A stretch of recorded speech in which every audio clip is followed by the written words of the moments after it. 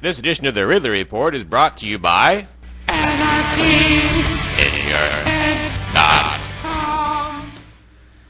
Here's one of the unintended consequences when you ban cameras from a courthouse. First, let's backtrack a little bit. This is the federal building in Concord, New Hampshire. Or maybe I should say the federal compound, since it's more than one building and is heavily fortified. These are the activists who have repeatedly gathered in protest of the things they do in this building. And this is the image they've created from a photo they took of a man who testified in that courthouse on June 30th. I'm doing a story about his testimony that day, but I can't show you any pictures of the testimony. I'm stuck with showing you this. Because like practically all federal courthouses, this one bans cameras. Anyway, his name is Gary DiMartino. He's a deputy U.S. Marshal. My understanding is he is the second in command of what the Marshals call the New Hampshire District. He testifies at the trial of tax protesters Ed and Elaine Brown, two imperfect people who were not charged with harming anyone, but will likely die in concrete boxes. So I want to tell you what I witnessed while I was inside the trial on June 30th. But first, let's back up again, and I'll tell you a little bit of what I know about this man. In my experience, he is affable, but not reliable. Good at handling protests, but not very responsive. In the time I've known him, he's made 3 representations to me. He said he didn't want a Ruby Ridge type standoff with the Browns. That representation was accurate. He said he wouldn't be able to ignore the Browns. That representation was also accurate. He has told me he would check on the welfare of liberty activists in jail, and then reneged. He served at New Orleans during the Katrina debacle, but denies involvement in the seizure of firearms from unwilling residents.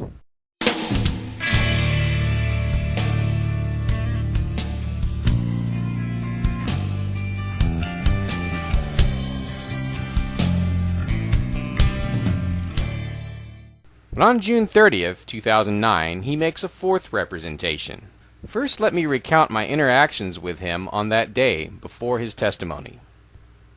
It's roughly early afternoon, June 30th, 2009, day 2 of the second Brown trial.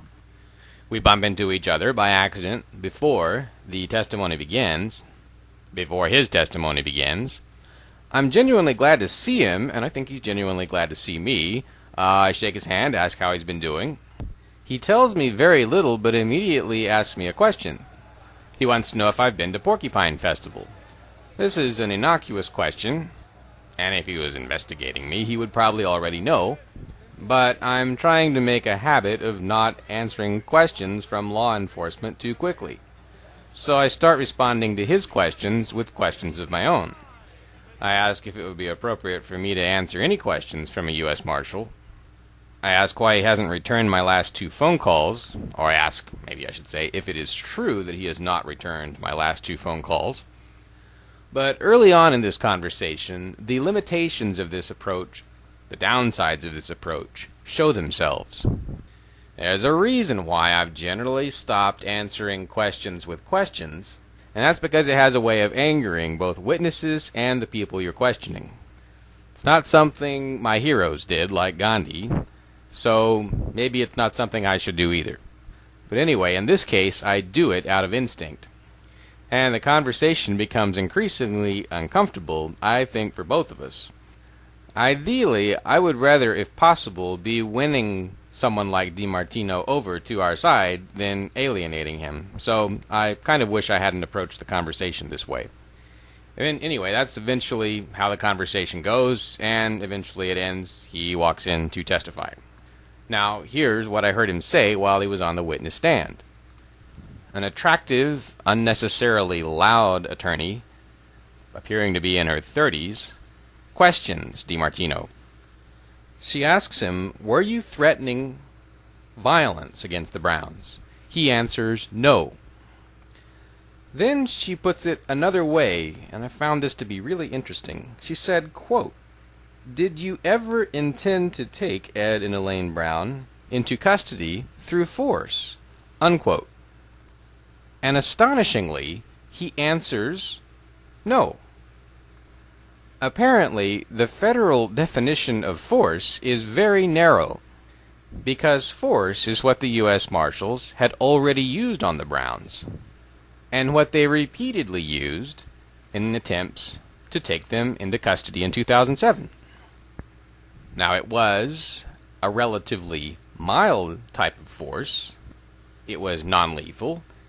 They did not substantially injure the Browns when taking them down, but force it was.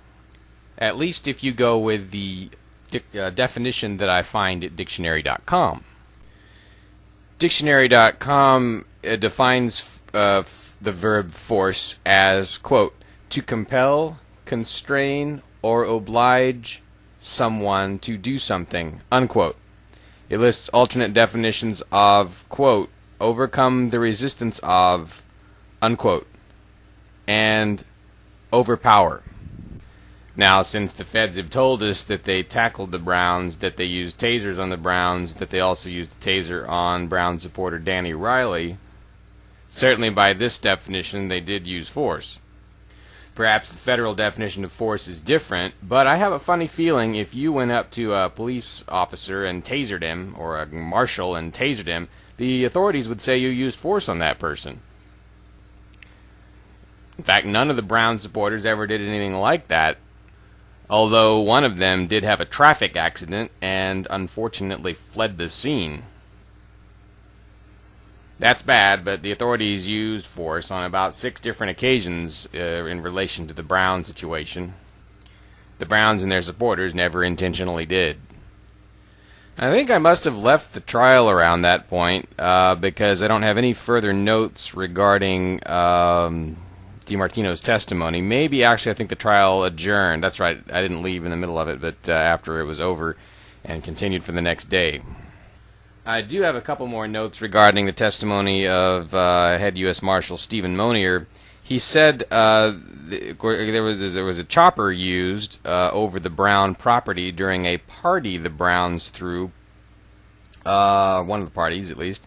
Monier said the chopper was there to surveil, not to scare. However, I will tell you that I've seen video of that chopper, and it was flying very low at a height I would not consider safe if I were in a helicopter or underneath it, and these people were underneath it. Also, Monier said he was concerned for the safety of family members in that party, in part because there were firearms there. Isn't that interesting? There are firearms all over New Hampshire. Probably 1 out of 10 people is carrying one right now. And I guess Monier is not real cool with that. This edition of the Ridley Report is brought to you by AnarchyInYourHead.com. AnarchyInYourHead.com. The Free Staters' first political cartoon. Cranking out thought-provoking images from New Hampshire. Log on for entertainment. Load up on t-shirts. AnarchyInYourHead.com.